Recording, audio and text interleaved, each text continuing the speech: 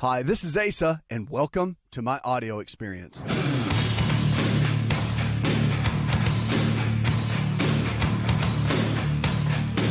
is a big issue. A lot of people consume it.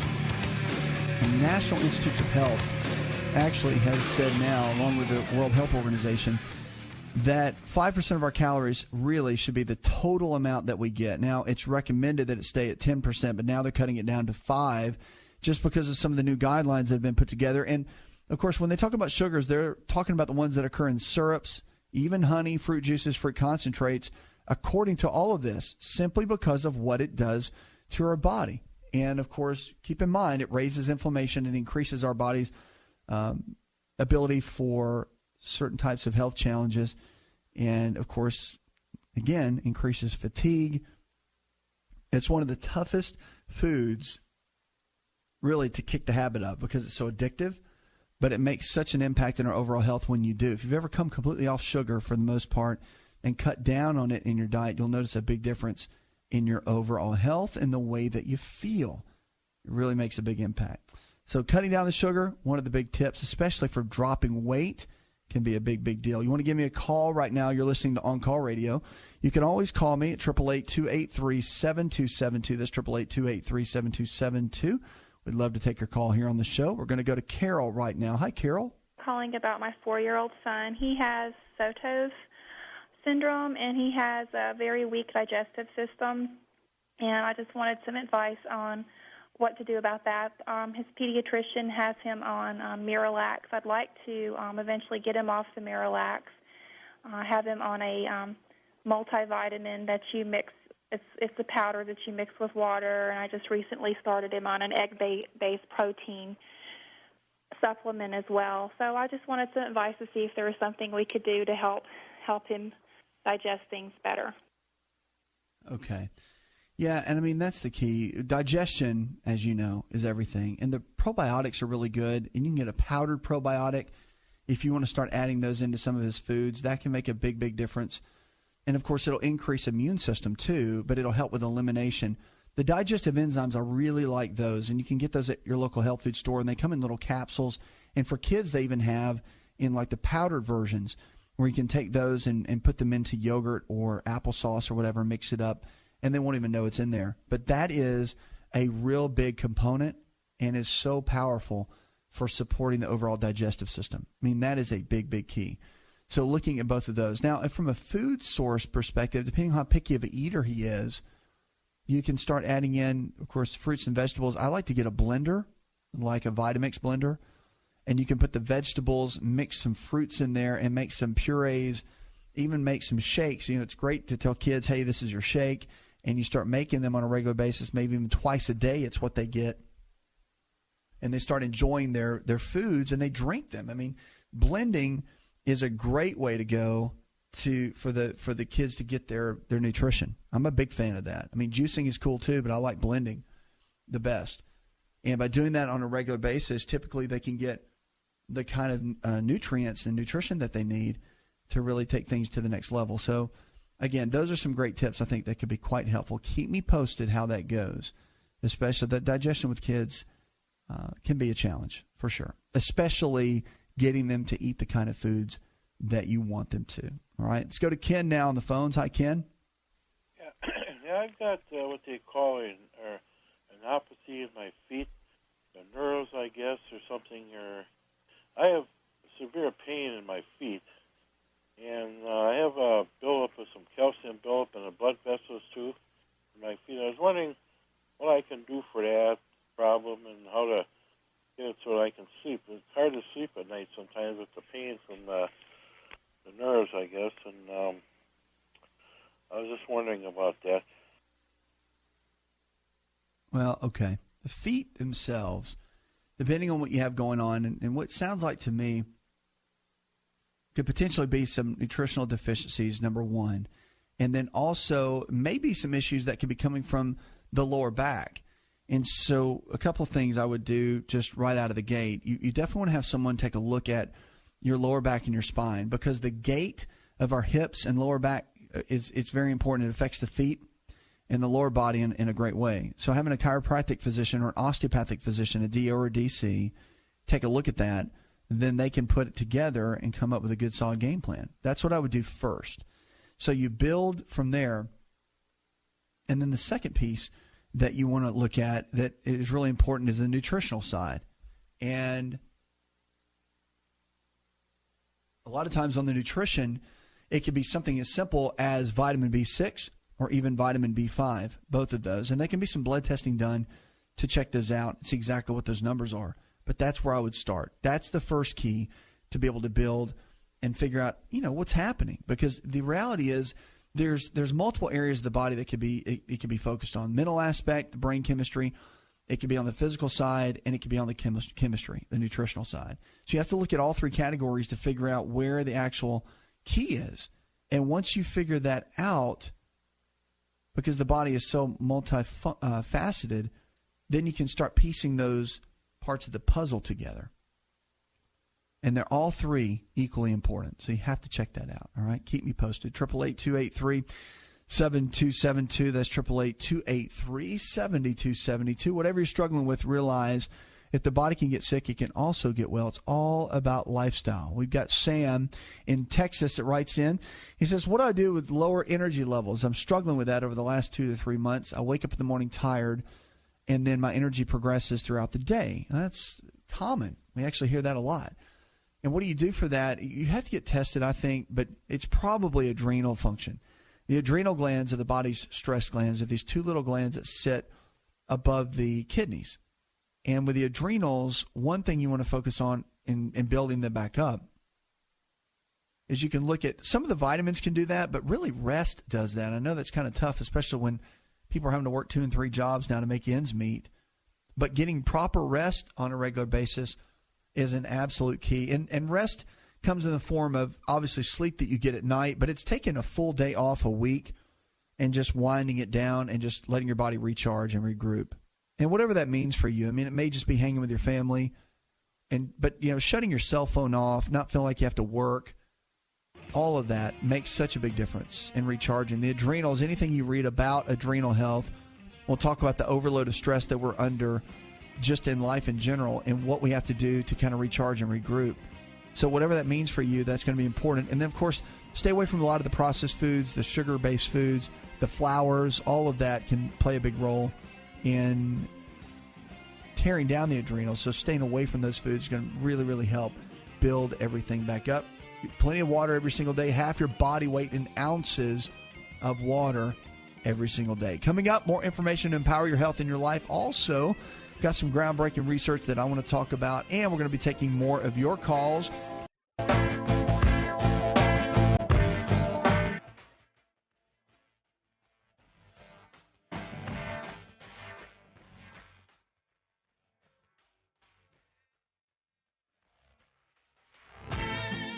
Hi, it's Asa. I'm giving you a copy of my best-selling book for free to help you in your health journey today. I'll pay for the book.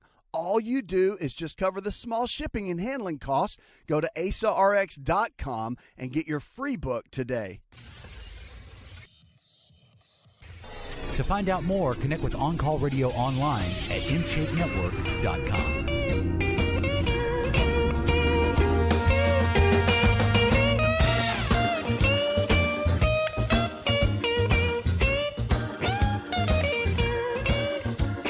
Lines are open, 888-283-7272. Welcome back to the show. Check us out on the web.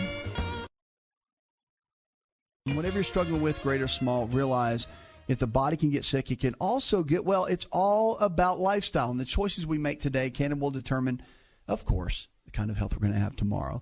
If you're looking for a lifestyle provider, someone in your area that believes the same way we do, all this nutrition and lifestyle-based care that we talk about here on the show, make sure to check out the website. We've got incredible team members that can help you find a provider in your area.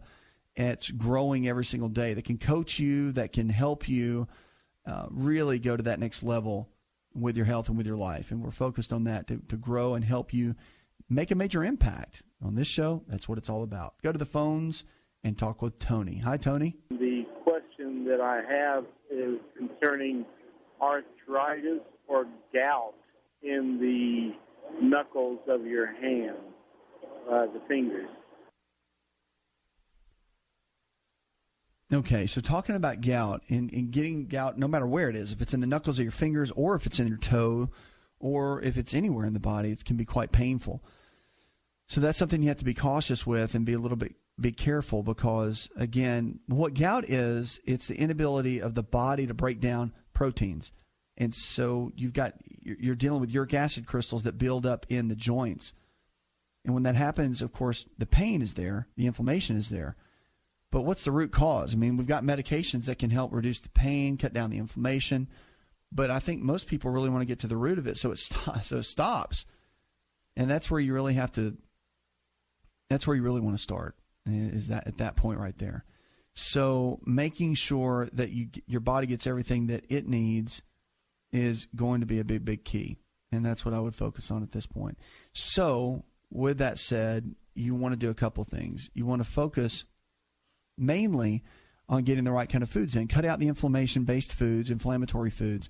Focus on chicken, fish, beef, or eggs. Of course, these are proteins, but you got to be able to break them down.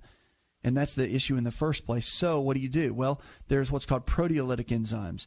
And it's made from bromelain, which is in pineapple. But these proteolytic enzymes will actually get your body to the point where it will break down your foods rather than just maybe 15 to 20%, which is pretty average for most people's digestive tract, up to about 80 or 90%. The proteolytic enzymes are fantastic.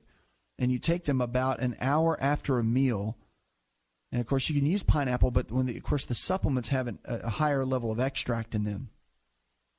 Another natural way to add to your food sources are apple cider vinegar. Apple cider vinegar is just a fantastic way to go to really add in everything that you need. So, again, it's a big key with your overall health, making sure you get the right kind of nutrition in on a regular basis. But it's all about breaking down the proteins. For the uric acid, so the apple cider vinegar, a couple tablespoons with each meal, it'll help break it down.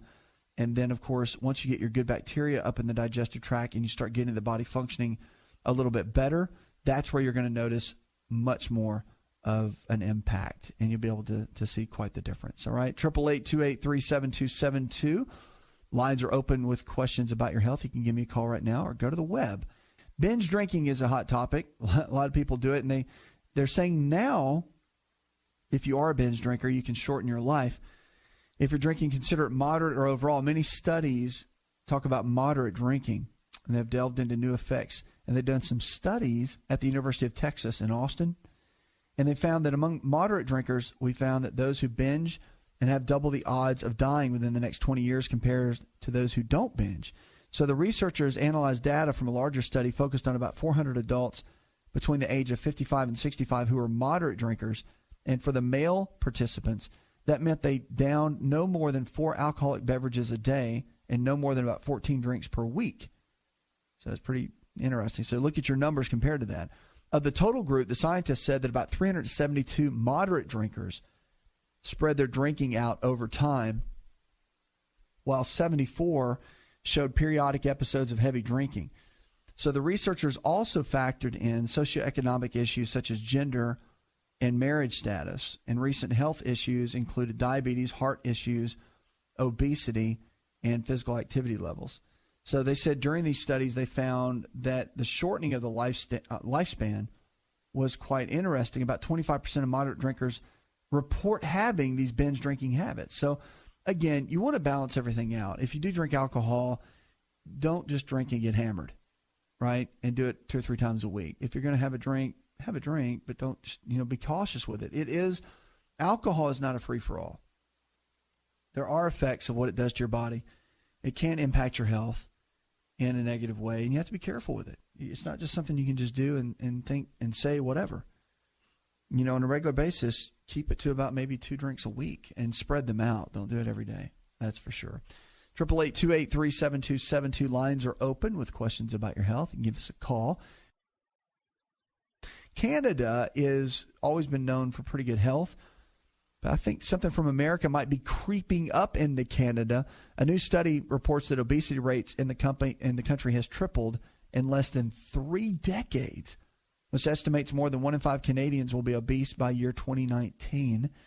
So researchers, they're now saying they reviewed health surveys dating back to 1985, and they looked at their overall percentage. They found about 18% of Canadians were obese, up from about 6%. So it's almost doubled in a couple of decades. Almost 36% of the people in the United States are obese, which means they have a body mass index, a BMI, of 30 or more. So, of course, the BMI is measured between the body fat based on height and weight. So it's interesting. They did these studies in the Newfoundland, Labrador, and New Brunswick, and they said that obesity is categorized as class 1, 2, and 3, and 3 being the most severe. And during this period, they're saying that the rates of their people in Canada are going up tremendously. So 35% they found in British Columbia. So we got to jump in Canada and make a difference too. It's not just America, even though we are the most obese country in the world. We got to jump in and make Canada a difference. And of course, we're on some stations up there in Canada. So Canada, we're doing everything we can to help you. Coming up, more information to empower your health. Give us a call. Don't go anywhere.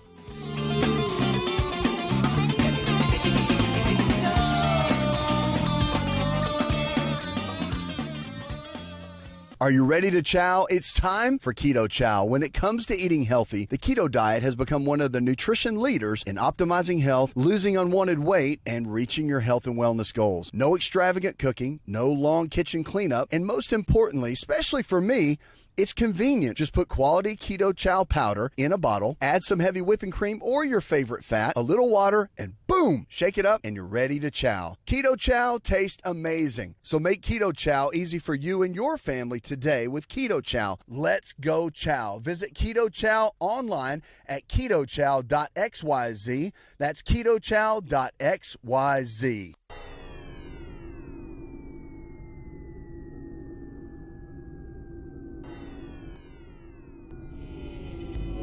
To find out more, visit the show online, InShapeNetwork.com.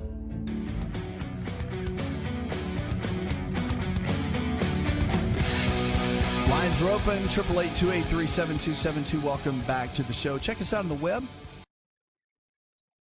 Food for the day, one of my favorite times of our show. Of course, food either brings health to the body or it takes health out of the body. Depends on how you look at it. But our food is powerful, and what we do every single day with our foods can make all the difference in the world. So you want to make good choices, and the body doesn't know the difference between baked chicken or fried chicken. You know that. Doesn't know the difference between French fries and broccoli, but we do. And so your body is going to make what you give it. So if you put good food in, you're going to make, guess what? Good cells. You put junk food in, guess what? You're going to make junk cells. So pretty simple, kind of common sense, isn't it? So that's what we want to focus on. That's why I talk about our foods. Foods are powerful, and of course, they give us all of the benefits that we need if we make the right kind of choices. And one of my favorite foods we're going to talk about today, they're called blueberries. The blueberries are amazing simply because of the health benefits that they do have. They're touted as one of the world's healthiest foods, and rightfully so. Most of the health research on blueberries involves phytonutrient content, anthocyanins, which is a colorful antioxidant pigment that gives the foods their wonderful shades of different colors, are loaded in these little guys. And the anthocyanins are powerful. They've got flavonols and other phenols that contain like resveratrol, which we've heard about in grapes. They're loaded in blueberries. So there's a lot of good benefits for blueberries. Just by eating a cup of them a day can provide to your overall health. Number one, it's got a lot of antioxidant support. So for oxidative stress, which hits us in every aspect of our lives, especially from our environment, the toxins in our environment. So we found that the oxidative stress actually can help tremendously. And we got to focus on building up our cardiovascular system. And so strengthening the cardiovascular system is a big, big key. So, for example, there's new evidence that the damage to muscles, of course, following overly taxing exercise can be reduced through the consumption of blueberries. So they help repair the muscle tissue. And also, there's also evidence, strong evidence actually, at protection for the nervous system. So you think about your nerves and your overall nervous system, it's a big, big deal. And then antioxidant protection for blood sugar effects. So if you deal with diabetes or hypoglycemia, it can help stabilize blood sugar levels. The cardiovascular benefits are pretty strong too. There's a lot of support in the many different pathways for cardio support that are so striking for the blueberry research. In the repeated studies of blueberry consumption and blueberry intake, they showed that it can raise the HDL cholesterol and lower the triglycerides. And at the same time, the blueberry intake has been shown to help protect against the blood components like the LDL cholesterol. So from oxygen damage that could lead to eventual clogging of the blood vessels, the protection has also been shown for the cells lining the blood vessel walls to be very protective. So again, this is 1 to 2 cups of blueberries a day can give us these kind of benefits. Also, nitric oxide, which is the big deal for cardio protection, the blueberries can actually help with nitric oxide. So again, that's very protective to the cardiovascular system. A lot of times they've been using amino acids that can do that, but of course now we found that blueberries can. Pretty powerful. And it helps to regulate blood pressure too. So if you deal with blood pressure issues at all and you're dealing with blueberries and you don't eat blueberries, start eating them because it can make a big, big difference in your overall health. Cognitive benefits too. That's another one. So a lot of the new exciting areas of research with blueberries in the area of cognitive benefits. One study involved older adults with an average age of about 76 years. They did a study with 12 weeks of daily blueberry consumption. It was enough to improve scores on 2 different tests of the cognitive function, including memory. While the participants in the study consumed blueberries in the form of juice, 3/4 of a pound of blueberries were used to make each a cup of juice. Powerful. So the lab and animal research studies on blueberry intake suggest that a large part of this cognitive protection is most likely due to the nerve cell protection from oxygen damage by the blueberries and a vast array of antioxidant nutrients. So, again, a lot of great benefits from that, for sure. It's got a lot of great blood sugar benefits, too. So persons diagnosed with type 2 diabetes, metabolic syndrome, and insulin resistance have a special challenge, really, with respect to blood sugar balance. In many cases, persons that are diagnosed with obesity also have a special challenge maintaining a balanced blood sugar level. So it's simple, really, to manage that. So your lower glycemic index. So if you look at the glycemic index, it's just a number or a rating scale of all the different carbohydrates. Like, for example, blueberries and all that score down around 30, but a baked potato might score around 65 or 70. So it's important for, if you're dealing with blood sugar related issues at all, that you want to eat foods, carbohydrates particularly, that are lower on the GI scale. And blueberries, they hit that, and they help to regulate blood sugar levels. They're really, really good for eye health too. So one key that you want to look at with blueberries is the overall eye health. I mean, the retina of the eye is this unique place in our body, and it has such a sensitive area, really, and oxidative stress can really go after it. But if you're eating foods that will be eye protective, so to speak, then that can make a big difference. And, of course, not only just having protection on the eyes, which is really important, but actually looking and getting the right kind of nutrition in on a regular basis that can protect the eyes as well. Now, there's a lot of anti-cancer benefits to this, too.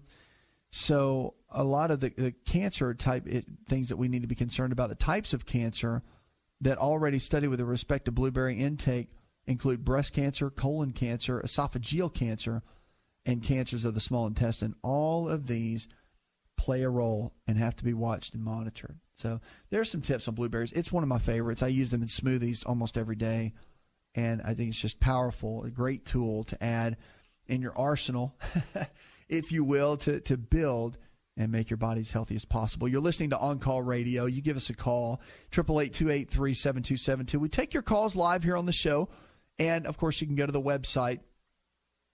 And if you're looking for a lifestyle provider, someone in your area that believes the same way we do, all this nutrition and lifestyle-based care that we talk about, just go to the website. You can find all kinds of information there. And our team members call the number, and they'll be able to help you with whatever you may need. Let's go to the phones and talk with Elizabeth. Hi, Elizabeth. I was diagnosed with transverse myelitis in July of 2011. It's a virus in my spine.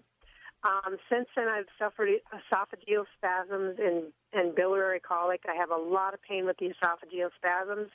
And I was just wondering, the doctor's not giving me any options of what I can do for it other than the stuff you put underneath your tongue for heart disease, for heart attacks. And I just need some input on that because I'm in a lot of pain. I end up in the emergency room a lot of times from the esophageal spasms. My goodness. I know that's a real tough challenge. A lot of people actually struggle with that. And if the doctors haven't looked into this, I would definitely have them look into the minerals and the mineral deficiencies that could potentially be there. That usually is a pretty strong factor of what's going on. And if you have them take a look just at the deficiencies and build on that, they can probably figure out what might be happening. That's the first thing that you want to do. Now, the second piece is, of course, to check on your vitamin D levels. I'm a big advocate of vitamin D3 because I don't think we get enough. We don't. And we're finding that out more and more in a lot of the studies that are coming about. So getting your vitamin D3 levels checked on a regular basis to make sure the numbers are good and the numbers are strong is something that you definitely want to look into. So I would double check and get with your doctor, have them do a vitamin D3 test and see exactly what those numbers are and then build from there. All right? And that will probably get you the help that you need, because the esophagus, I mean, it's just like anything else. I mean, there are nerves that can potentially be involved in that, but you want to also make sure the minerals, calcium, magnesium, potassium, all that is balanced. And once you get that balanced out, typically that can help, okay? 888-283-7272. Give us a call or go to the web. Let's go to Hank now. Hello, Hank. Calling in regards to how they felt about testosterone replacement therapy.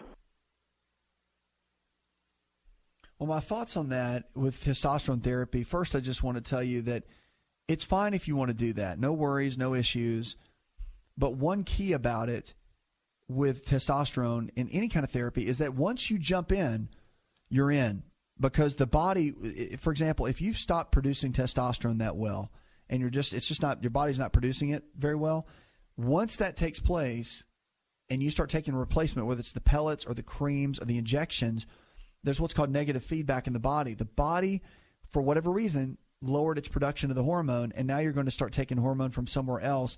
It will continue to not produce as much. As a matter of fact, it'll even get less and less. So you have to figure out a way to manage that, and you have to figure out a way to kind of make that happen. So I would encourage you, in the middle of all that, to really build a solid game plan of ways to increase your own testosterone levels first. Before jumping down that route, I'm not saying the hormone therapy is bad. You just want to push your body to make its own as easily as possible. So the ways to do that: 30% of your diet in healthy fats, almonds, walnuts, cashews, avocados.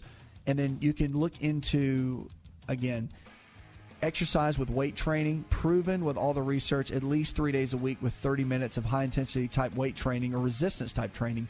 And then there's some herbs out there that help: tribulus, maca root, ashwagandha, zinc.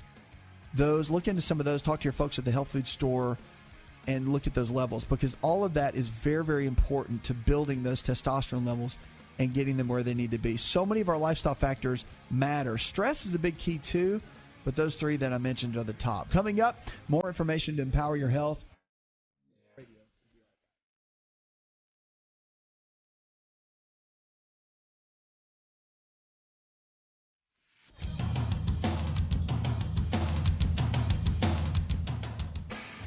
Did you know that you can listen to the ASA RX audio experience on Spotify and Pandora?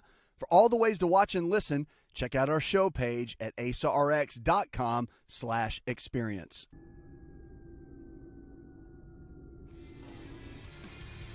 Connect with On Call Radio and watch On Call TV at InShapeNetwork.com.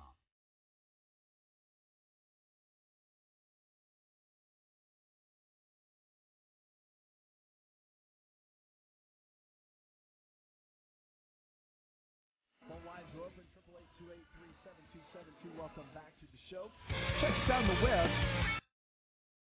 We can help you along the way to go to the next level with your health and with your life. Now, so many people are struggling with body fat and they struggle with weight loss, and it's a big topic. And I'll tell you, one of the topics that we get into in losing that body fat or finding ways to do it. Now, cortisol, this is what I want to hit on. There's so many aspects of weight loss that we can talk about, but one is cortisol. It's a stress hormone that's produced by the adrenals. And when cortisol levels are up in the body, and this happens due to poor diet, so if you eat a lot of processed foods, drink a lot of coffee, eat a lot of sugar, you're going to raise cortisol levels all throughout the day. It's a normal part of the physiology of the body. When cortisol levels go up, of course, your ability to store body fat around the midsection goes up, which is not a good thing. And, of course, you're going to decrease lean muscle tissue. That's not a good thing either. So getting to a place where you can manage your overall body system and you can get your body functioning at a better level, that's going to be an absolute key. So I want to encourage you to begin to focus on getting cortisol level. It's like cortisol management would be a good topic. And the way to lower cortisol levels, you want to get plenty of rest. I would rest 1 full day a week. You can exercise 5-6 days a week if you want to, but just keep the duration of it lower.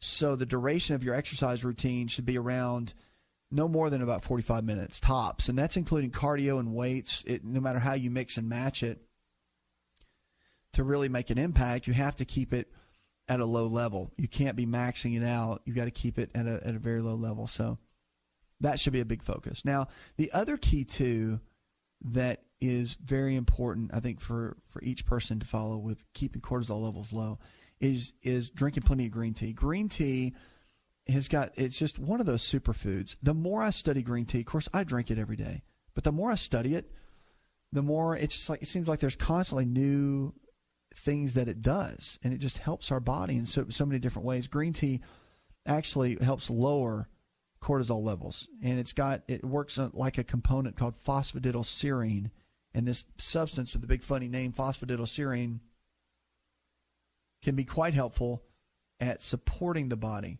and making a big difference as far as cutting down the cortisol levels. So drinking just 8 ounces of green tea every single day can help lower cortisol levels. So again, if you're looking at dropping belly fat, that's a great way to go. 888-283-7272. That's 888-283-7272. Also, if you're looking for a lifestyle provider, someone in your area that believes the same way we do, focuses on nutrition and lifestyle-based care, call the same number if you're looking for a lifestyle provider, 888-283-7272, and we can get someone to help you right there in your area. All right, let's go now to Reba. Hi, Reba. When someone's taking medication that causes upper body fat and belly fat, are there any vitamins or anything that can be taken or that can, decrease that or slow it down? Yeah, there actually is. I mean, with body fat, you always want to think there's some basics that you always have to understand. And getting your body fat levels in check, knowing where they are, and managing that, it all comes down to food that you take in, the kinds of foods, and the timing of the foods, too. For example, remember, carbohydrates increase insulin, and insulin is a storage hormone. So if you were to eat high levels of carbohydrates with a ton of fat, you're going to store more body fat. But if you eat fat with low amounts of carbohydrates, you're probably not going to store that much fat at all. And your body can actually utilize that fat in other ways. So timing of your nutrients, the way you eat your nutrients, is all very helpful. And that's really what you want to focus on when you're looking at body fat levels. Now, I'll tell you some really quick tips that are very, very helpful to look at, and especially with body fat levels. One, I talk about green tea, and that's always a big topic as far as cutting down cortisol levels, decreasing belly fat. And that's the one thing about green tea is it targets belly fat. But for the hips and the thighs, getting some blood testing done, I'm telling you, this is the key. There are 3 estrogens. And if you understand anything about metabolism, if you can get your doctor to test all 3 estrogens, many times you can find the link of why your body is storing excess body fat. So the estrogens, you've got estrone, estradiol, and estriol. These 3 store body fat in different areas of the body. And so finding out which area that it's storing the different types of body fat in, that is such a key component to figuring out this whole puzzle. And so that's what I would do. Get them to run that test, and then you'll be able to find out some really good information on what to do, especially with where the body fat's being deposited and how it's being deposited. That's a big key. 888-283-7272. Let's go to Ellen. Hi, Ellen. They want to do a hip replacement on me. I turned 60 in January. It's the left hip, and it's aggravating the sciatic nerve in the back now, down my leg. I was thinking about having or find a hospital or a place that can rebuild your cartilage. You know, they take in cells or something like that and put it back in to rebuild. Is there anything like that going on? You know, I don't mind being a candidate for it. I just don't want the surgery. I'm with you. And, yeah, there is pretty good research going on right now about the different chemicals and stem cells and how they're rebuilding a lot of the cartilage and whatnot for the joints. You might want to check out some of the research articles that are online. Some of the bigger hospitals and research groups, Cleveland Clinic, Mayo Clinic, are doing some research behind that. So check into that for sure. But your diet is going to be a big key. And I would get multiple opinions before you ever jump into a hip surgery. It's a pretty big surgery. And also look at dropping your weight. That's a big key first. Hopefully they talk to you about that. Puts another hour in the charts. I want to thank our producer, Jay Patrick, engineer John Garrison, and the rest of the team. Go tell one person something you learned on this show. And together we can impact and transform the health of our lives, of our friends, our families, and our communities. Did you know you could listen to the ASA RX audio experience on Spotify and Pandora? For all the ways to watch and listen, check out our show page at asarx.com/experience. Hi, it's Asa. I'm giving you a copy of my best-selling book for free to help you in your health journey today. I'll pay for the book. All you do is just cover the small shipping and handling costs. Go to asarx.com and get your free book today. This episode is over, but check episode notes for links to products and services you've heard about on this episode. Thanks for listening and subscribing. Please share the ASA RX audio experience with others and stay in touch by giving us your comment or review.